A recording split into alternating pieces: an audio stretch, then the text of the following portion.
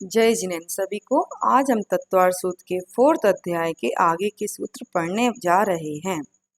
13वां सूत्र है मेरु प्रदक्षिणा नित्य गत्यो निर्लोके। तो ढाई द्वीप के विस्तार में अर्थात मनुष्य लोक में ये ज्योतिष देव मेरु की परिक्रमा देते हुए सदा गमन रहते हैं। जैसे कि मैंने 12वें सूत्र में बताया था ना, ज्योतिष देव कौन से कहलाते हैं? सूर्य, चंद्रमा, ग्रह, नक्षत्र और तारे, ये 5 अपने ज्योतिष देव हैं। ये सब मेरु की प्रदक्षिणा करते रहते हैं। तो इनकी संख्या कितनी होती है?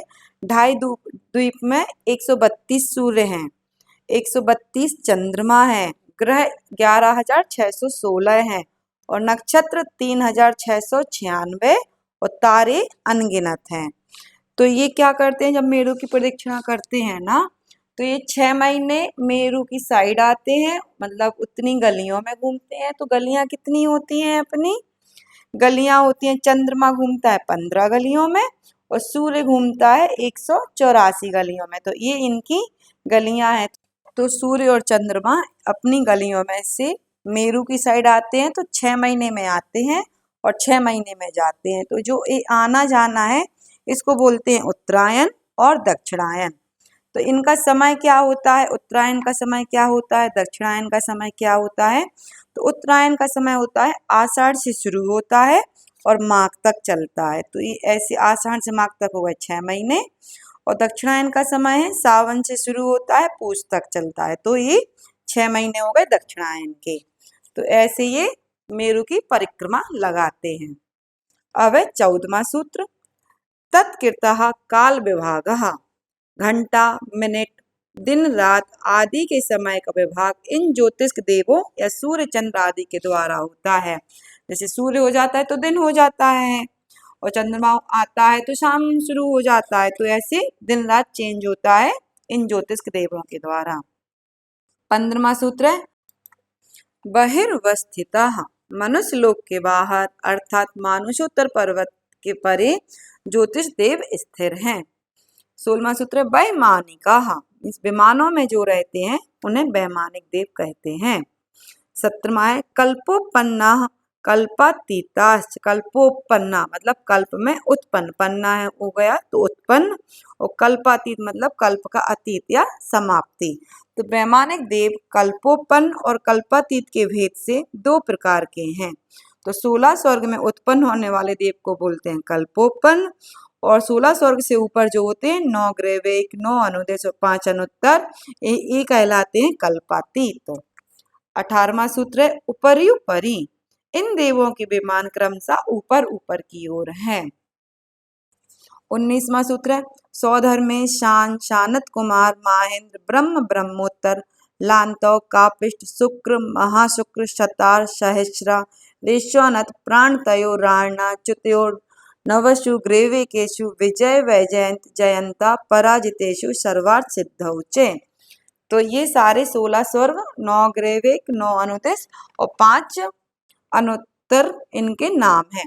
सौधर्म ऐशान शानत कुमार माहेंद्र ब्रह्म ब्रह्मोत्तर लांतव कापिष्ट शुक्र महाशुक्र शतार सहस्रार आनत प्राणत आरण अच्युत। इन 16 स्वर्गों में तथा 9 ग्रेविक, 9 अनुदेश और 5 विजय वैजयंत जयंत अपराजित और सर्वार्थ सिद्धौ, ये 5 अनुत्तर विमान हैं।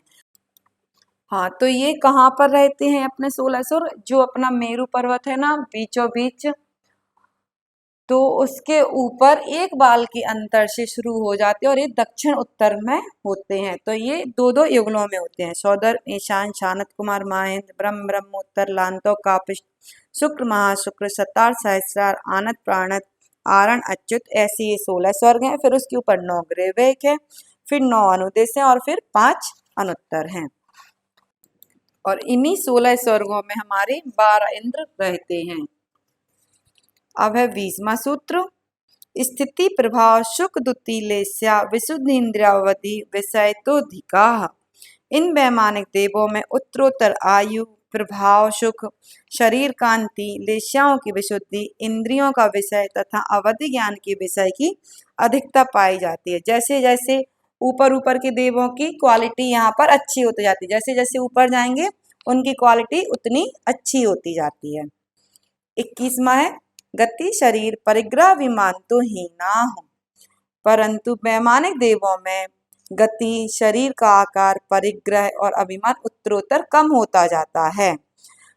तो यहाँ पे क्या है, उनका अवगाहना बहुत कम हो जाती है, उनको अभिमान नहीं रहता है, तो क्या होती है उनकी ये सारी चीजें कम हो जाती हैं।